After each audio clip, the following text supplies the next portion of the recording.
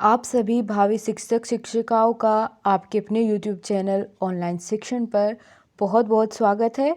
दोस्तों, मैं हूं आपके साथ अंजलि बालियान और आप सभी का स्वागत करती हूं।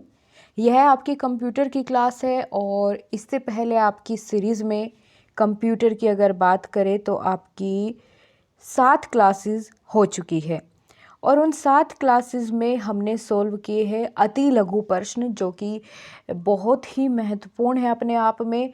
और लगभग आपका सारा सिलेबस इन प्रश्नों के माध्यम से हम पूरा कर रहे हैं और जितना आपके क्वेश्चन में पूछा गया है उस चीज़ को किस तरह से समझते हैं, कैसे एग्ज़ाम में उसका उत्तर लिखते हैं ताकि पूरे पूरे नंबर उस पर मिल सके, उन सभी बातों का ध्यान रखते हुए हम इस क्लास को ऑर्गेनाइज करते हैं।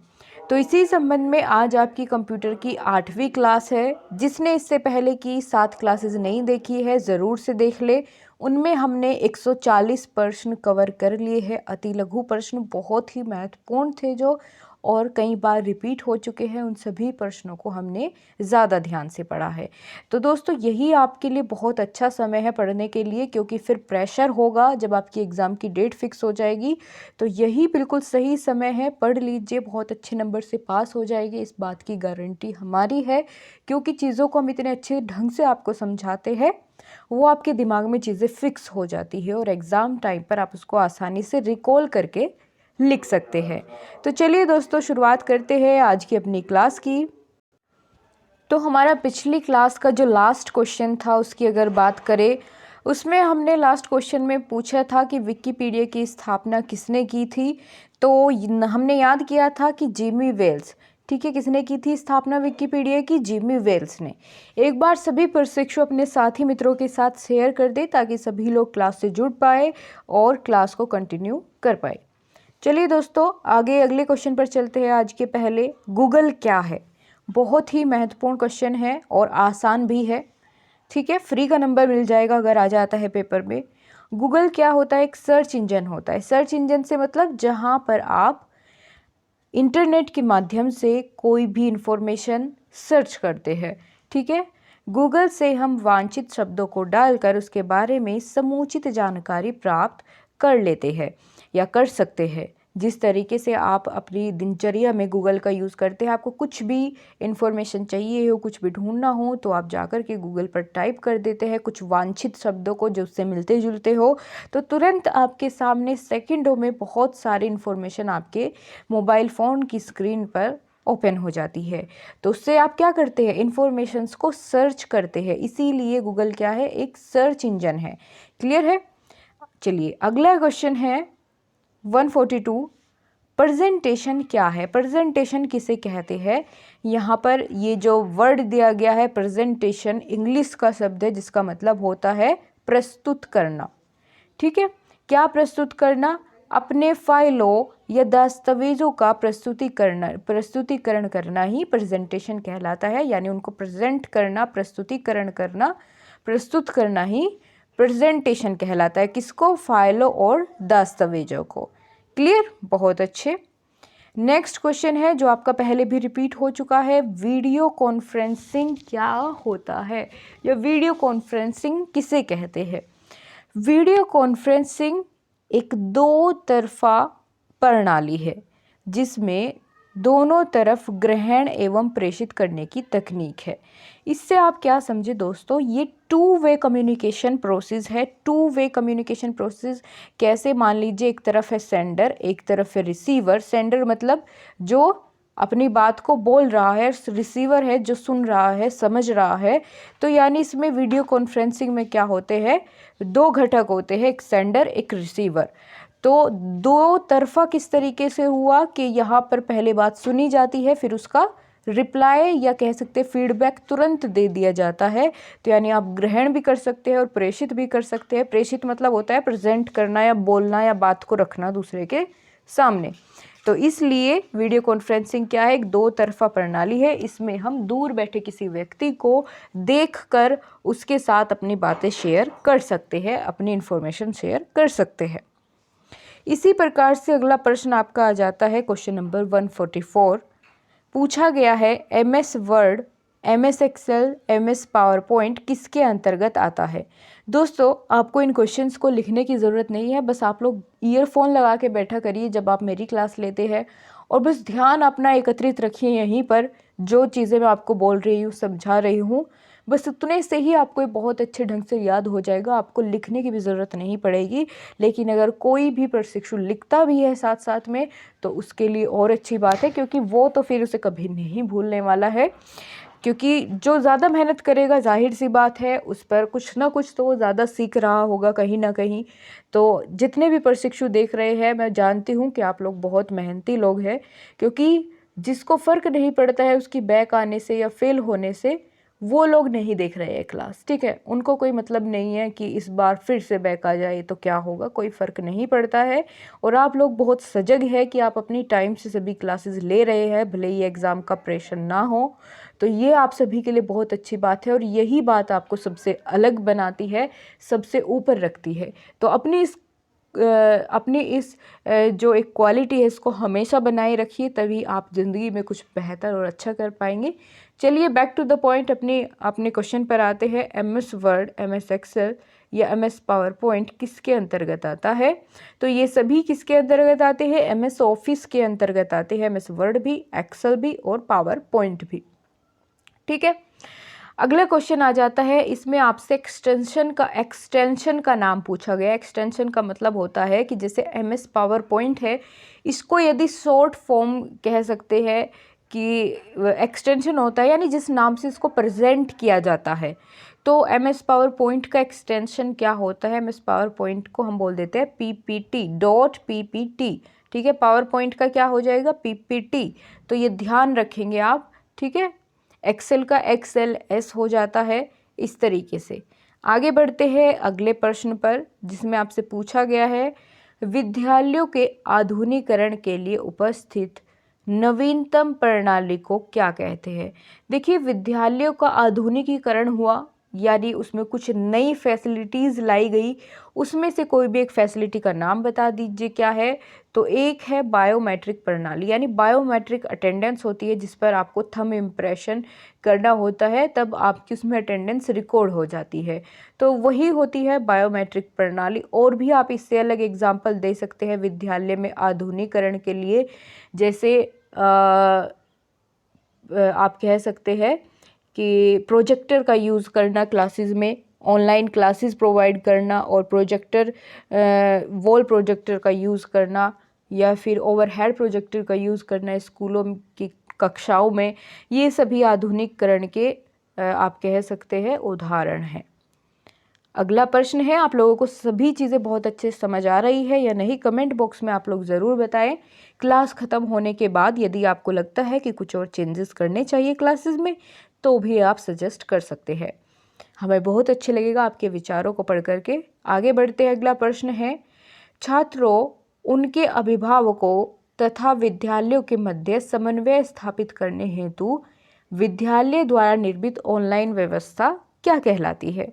यानी छात्रों के और उनके अभिभावक और विद्यालय के बीच में जो संबंध स्थापित करने के लिए ऑनलाइन व्यवस्था की जाती है, उसको क्या कहते हैं, उसे कहते हैं विद्यालय की ऑफिशियल वेबसाइट। इस ऑफिशियल वेबसाइट के माध्यम से कि सारी इन्फॉर्मेशन दी जाती है, ऑनलाइन व्यवस्था होती है, जैसे बच्चों का डाटा रिकॉर्ड होता है, कौन किस दिन प्रेजेंट है स्कूल में, किस दिन प्रेजेंट नहीं है, ठीक है। और सभी जितनी भी इन्फॉर्मेशन होती है छात्र की, अभिभावक घर बैठे देख सकते हैं उनकी वेबसाइट पर विज़िट करके। तो यही एक व्यवस्था होती है जो ऑनलाइन है और तीनों के बीच में समन्वय स्थापित करती है। अगला प्रश्न है प्रश्न नंबर 148, छात्रों तथा अभिभावकों के समस्याओं के निराकरण हेतु विद्यालय की वेबसाइट पर प्रदर्शित स्थान को हम क्या कहते हैं।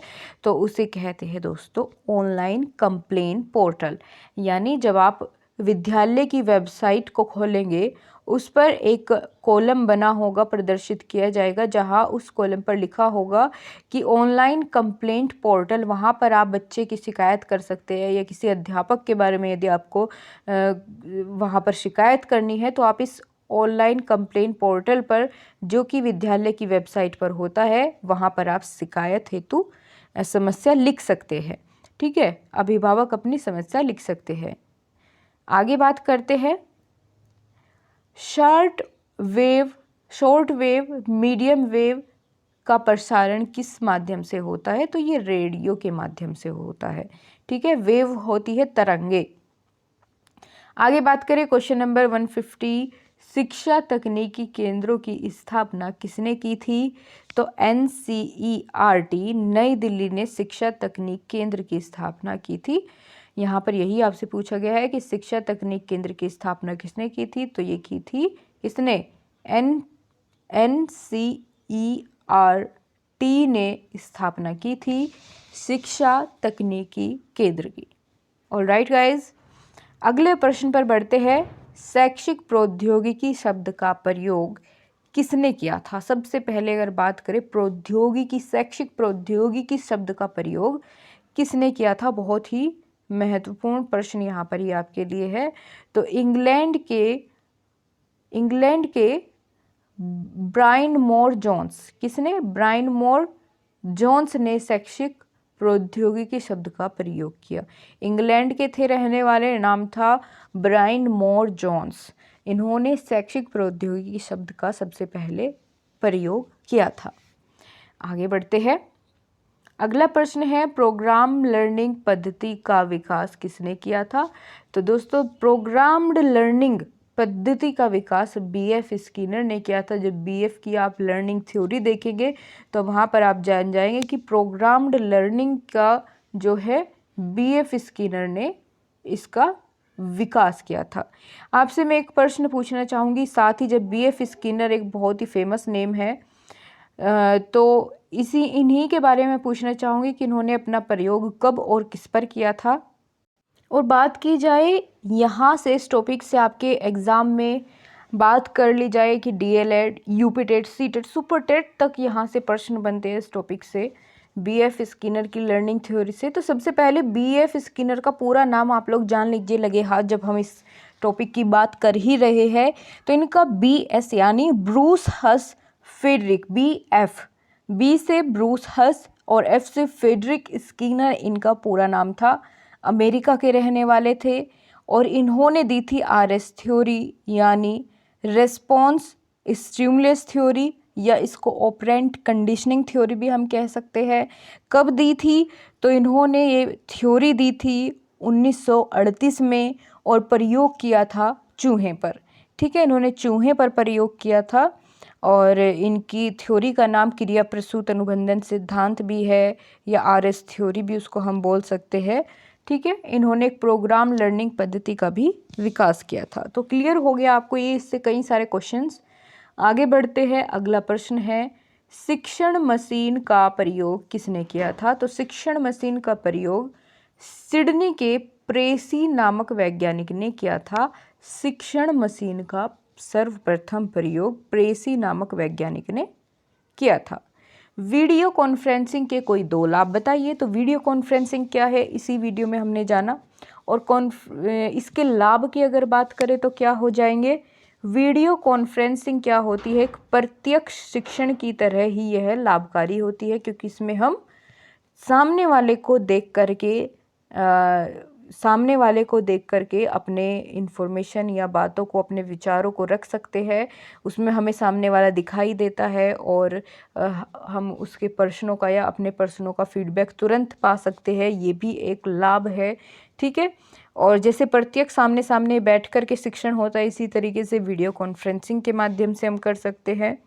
और दूसरा है दूरस्थ शिक्षा के लिए यह साधन बहुत ही उपयुक्त है। ठीक है, दूरस्थ शिक्षा यानी डिस्टेंट लर्निंग या डिस्टेंट एजुकेशन में भी बहुत हेल्प करता है वीडियो कॉन्फ्रेंसिंग। आगे बात करें दोस्तों, अगला प्रश्न आ जाता है दूरदर्शन द्वारा प्रसारित शैक्षणिक कार्यक्रम कौन कौन से हैं। यहाँ आपको बताना है कि दूरदर्शन पर जो कार्यक्रम प्रसारित किए जाते हैं उनमें से कितनी भी 2 या 3 या 4 नाम ऐसे लिख दीजिए जो शैक्षणिक कार्यक्रम है, शिक्षा से संबंधित कार्यक्रम है। तो चलिए बताते हैं। जैसे इग्नू के कार्यक्रम आते हैं दूरदर्शन पर, सामाजिक वानिकी कार्यक्रम आता है, युवाओं हेतु दहलीज कार्यक्रम आता है और ज्ञान दर्शन के अंतर्गत विभिन्न संस्थाओं के कार्यक्रम आते हैं। ये सभी शैक्षणिक कार्यक्रम हैं, दूरदर्शन चैनल पर प्रसारित किए जाते हैं। आगे बात करते हैं क्वेश्चन नंबर 156। पाठ्यक्रम के प्रस्तुतिकरण के अंतर्गत दृश्य सामग्री का उदाहरण बताइए। दृश्य सामग्री क्या होती है, पहले तो यही बात आप समझ लीजिए। दृश्य सामग्री वे सामग्री होती है जिनको आप देख सकते हैं, ठीक है, उन्हें हम दृश्य सामग्री कह सकते हैं। इसी तरीके से एक और क्वेश्चन आ जाता है श्रव्य सामग्री का, ठीक है, श्रव्य सामग्री का। तो श्रव्य सामग्री कौन सी होती है, जिनको आप सुन सकते हैं, केवल और केवल सुन सकते हैं। और तीसरा जो होता है वह होता है आपका श्रव्य दृश्य सामग्री, श्रव्य दृश्य सामग्री। तो इसमें आप सुन भी सकते हैं और देख भी सकते हैं इस सामग्री के माध्यम से। तो यहाँ बात की गई है खाली दृश्य सामग्री की, जिन्हें आप देख सकते हैं। तो क्या क्या आ जाएंगे इसमें, पोस्टर, मॉडल पेपर या स्लाइड आ जाती है। यहाँ पर आप श्यामपट्ट भी लिख सकते हैं, श्यामपट्ट भी एक दृश्य सामग्री है, ठीक है, श्यामपट्ट लिख सकते हैं इसके उदाहरण में। पुस्तक लिख सकते हैं, पुस्तक भी एक दृश्य सामग्री है। और क्या लिख सकते हैं, चार्ट लिख सकते हैं, चार्ट भी दृश्य सामग्री होती है, ठीक है। आप किसी ग्लोब का यूज़ करते हैं तो ग्लोब भी क्या है, एक दृश्य सामग्री है। और बहुत सारे ऐसे चीज़ें हैं जिनको आप दिखा करके शिक्षण सहायक सामग्री के रूप में प्रयोग कर सकते हैं, ठीक है। तो इसी के साथ दोस्तों आपके जो अति लघु उत्तरीय प्रश्न थे वे समाप्त हो जाते हैं। इस मॉडल पेपर के सीरीज़ के हमने सभी अति लघु प्रश्नों को कवर कर लिया। इसके बाद आपके लघु प्रश्न शुरू होते हैं, ये हम नेक्स्ट वीडियो से इनकी शुरुआत करेंगे। तो आपके 156 क्वेश्चन, जिसने बहुत ध्यान से इन 8 की 8 वीडियोस को देख लिया है, बहुत अच्छे से आपको एक्सप्लेन करके समझाया गया है। यदि आपने इन 8 वीडियोस को देख लिया, आप समझ लीजिए कि आपका लगभग 70% मार्क्स आप कंप्यूटर में गेन कर लेंगे। आपका इतना कंप्लीट हो चुका है, इतनी चीज़ें मैं आपको इनके माध्यम से समझा चुकी हूँ कि आप 70% स्कोर खाली कंप्यूटर की अगर बात करूँ तो आप कर सकते हैं सिर्फ इन 8 वीडियो से। बाकी आगे आपको बहुत ही हेल्पफुल वीडियोस मिलती रहेंगी इसी सब्जेक्ट की, जिसमें हम लघु और बहुविकल्पीय प्रश्नों की भी प्रैक्टिस करेंगे, मॉडल पेपर्स लगाएंगे, ठीक है। तो चलिए दोस्तों, आज की क्लास को हम यहीं तक रखेंगे। इसी के साथ आपके जितने भी अति लघु प्रश्न थे वो समाप्त होते हैं। आपसे फिर मुलाकात होगी अगली क्लास में, तब तक के लिए बाय बाय, टेक केयर, जय हिंद। अगर आपको क्लास पसंद आई है तो लाइक करना बिल्कुल ना भूलें और अपने सभी मित्रों के साथ शेयर ज़रूर करें, ठीक है दोस्तों, क्योंकि जितना आप ज्ञान को बांटते हैं उतना ज्ञान बढ़ता है। तो अपने सभी संबंधियों का, सहयोगियों का या फिर अपने साथियों की मदद ज़रूर किया करें, उनको समझाइए अगर कोई चीज़ समझ नहीं आती है और रिकमेंड किया कीजिए क्लास को। तो चलिए दोस्तों, फिर मुलाकात होगी, तब तक के लिए बाय बाय, टेक केयर, जय हिंद। अपने सुविचार हमारे साथ शेयर करना बिल्कुल ना भूलें। धन्यवाद।